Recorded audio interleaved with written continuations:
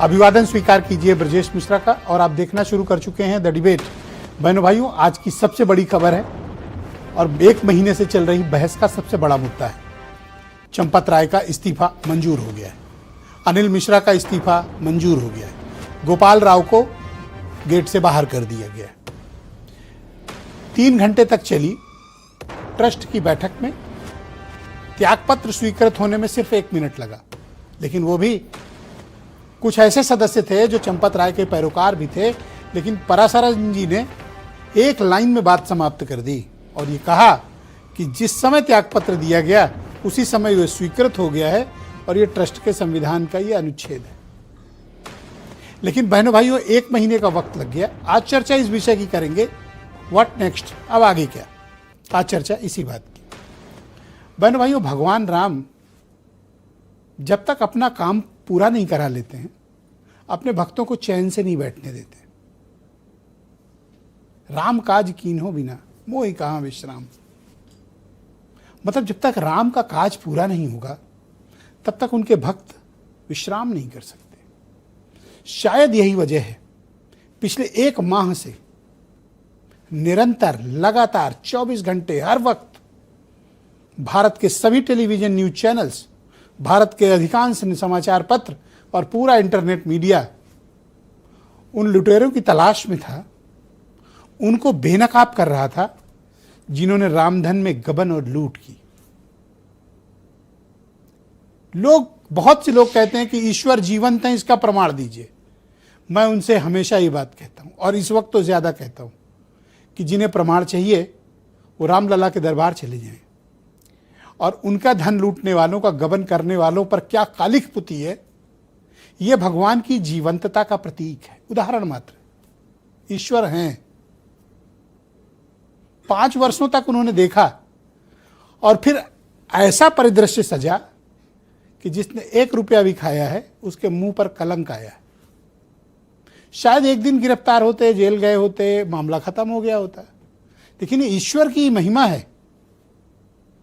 शायद भगवान राम ही ऐसा चाहते थे कि पहले इनका मान मर्दन हो, पूरे समाज में इनके मुख पर कालिख पुते, चेले चपाटे पकड़े जाएं, उसके बाद इनके मुंह पे कालिख पुते। बहनों भाइयों, ये कोई साधारण बीएनएस की धारा के प्रति किया गया अपराध है ही नहीं। ये एक असाधारण किस्म का अपराध है जिसने पूरे सनातन समाज की सभ्यता को कलंकित करने का प्रयास किया है।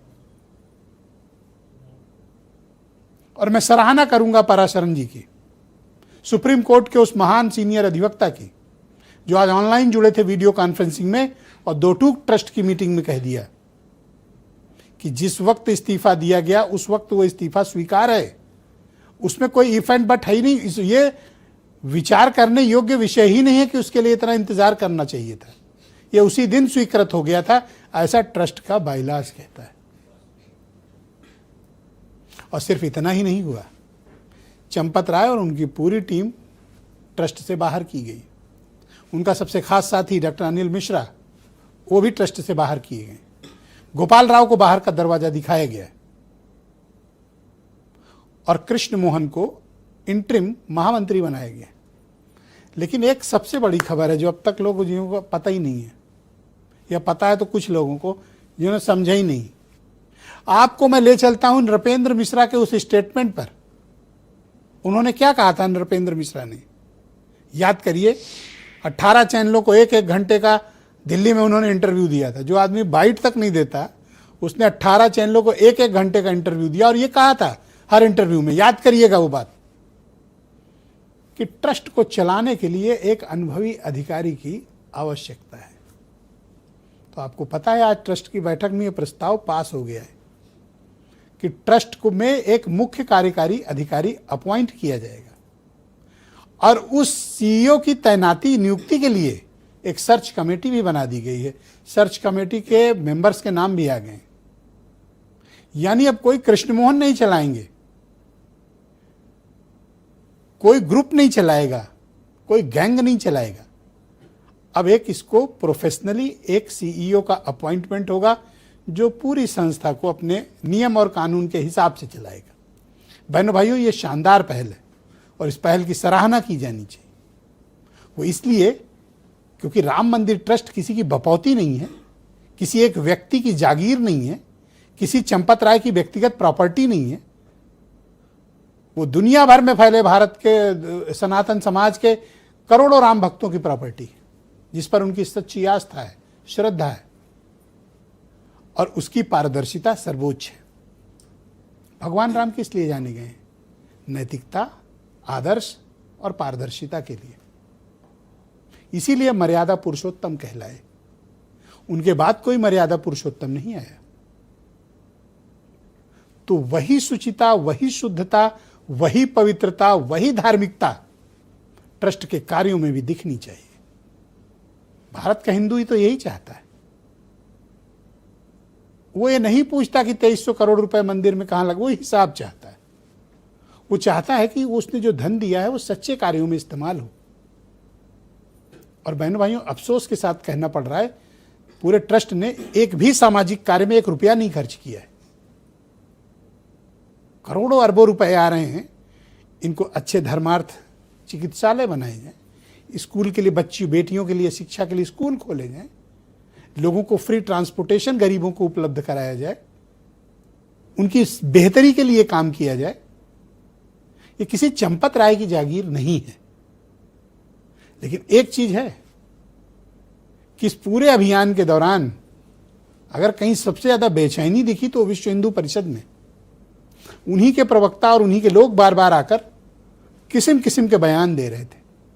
और आप देखें तो पिछला जो ट्रस्ट में अधिकांश उन्हीं के यहाँ के लोग थे। बस एक व्यक्ति की जवाबदेही और जिम्मेदारी से वो बच निकले, वो है स्वामी गोविंद गिरी, कोषाध्यक्ष, जो कहते हैं मैं तो अधिकृत ही नहीं था, मेरे तो सिग्नेचर, और कल ही जारी किया प्रेस नोट, इसके पहले बंदे ने जारी नहीं किया था। अब अपनी जिम्मेदारी से वो मुकर रहे हैं। कोषाध्यक्ष आप, तो कोष की जिम्मेदारी किसकी? अमरनाथ मिश्रा की जिम्मेदारी तो आपकी है। अब आपको पता चला कि आपके सिग्नेचर नहीं होते हैं, तो आपने ट्रस्ट में बात मीटिंग में उठाई क्यों नहीं? कौन था या कौन है जो स्टेट बैंक में सिग्नेचर करता है? उसकी भी पड़ताल होनी चाहिए, उसे पता लगाया जाना चाहिए। गोविंद गिरी अपनी जिम्मेदारियों से भाग नहीं सकते। एसआईटी और पुलिस को उनको भी जांच के दायरे में लेना चाहिए। आज तो कई सदस्य अड़े थे कि गोविंद गिरी इस्तीफा दें, और काफी गहमा गहमी हुई मीटिंग के भीतर। नाराजगी, और संतों ने ऐसा भयानक असंतोष आज मीटिंग के भीतर दिखाया। शायद इसी भयवश ट्रस्ट के भीतर मीटिंग रखी गई थी, मणिराम छावनी में नहीं रखी गई। वहां तो साधु संत तैयार बैठे थे कि इलाज बांधना है आपकी। तो बहनों भाइयों, कुछ ही सही लेकिन आज कुछ बेहतर काम हुए, जिसमें सबसे लोगों के मन में संतोष ये हुआ है कि जिस व्यक्ति पर सबसे ज्यादा कलंक और कालिक थी उसको ट्रस्ट से बाहर किया गया। अब आगे की कार्रवाई एसआईटी और पुलिस की है। तो कुछ आप बयान सुन लें, फिर आज की डिबेट। महामंत्री के नाते काम करने वाले हमारे चंपत राय जी को बड़ी वेदना हुई, और उनको लगा कि जब तक सारा न्याय ठीक से हो नहीं जाता तब तक हम लोगों को वहां पर बने रहना ठीक नहीं लगता है। ये सोच करके उन्होंने स्वयं ये त्यागपत्र दिया। इस प्रकरण में जो भी दोषी पाए जाएंगे उन सभी को न्यायोचित ढंग से जो भी उनको सजा मिलनी है मिले। कहीं न कहीं प्रबंधन और संचालन में कुछ कमियां रह गई थी, जिसका फायदा लोगों ने उठाया। तो मेरा यह पहला प्रयत्न होगा कि कहीं जहां कहीं भी लूप होल्स हैं उसको सबसे पहले बंद करना। इस प्रकार की पुनरावृत्ति न हो भविष्य में, इसका मैं पूरा प्रयत्न करूंगा। सच्चाई तो ये है कि चढ़ावा, चंदा, दान, चोरों का गिरोह जन आक्रोश का सामना नहीं कर पा रहा है। तो बहनों भाइयों, मेरे साथ स्टूडियो में दिनेश प्रताप सिंह, भारतीय जनता पार्टी के मुख्य प्रवक्ता हैं, कर्नल शरद शरण, समाजवादी पार्टी के राष्ट्रीय प्रवक्ता, डॉक्टर पंडित अमरनाथ मिश्रा जी मेरे साथ मौजूद हैं, अयोध्या सद्भावना समिति के अध्यक्ष हैं, डॉक्टर अजय उपाध्याय, कांग्रेस कमेटी के प्रवक्ता, नई दिल्ली से हमें ज्वाइन कर रहे हैं, और महंत आनंद दास जी हमारे साथ मौजूद हैं, हनुमानगढ़ी के बड़ी प्रसिद्ध महंत हैं, संतोष दुबे जी, पूरे देश भर में इस वक्त अयोध्या का सबसे सुविख्यात चेहरा, जिन्होंने इस घपले, घोटाले और गबन को दुनिया के सामने बेनकाब किया, और वीरेंद्र सिंह जी हमारे नेशनल हेड। आप सभी का स्वागत और धन्यवाद इस परिचर्चा में।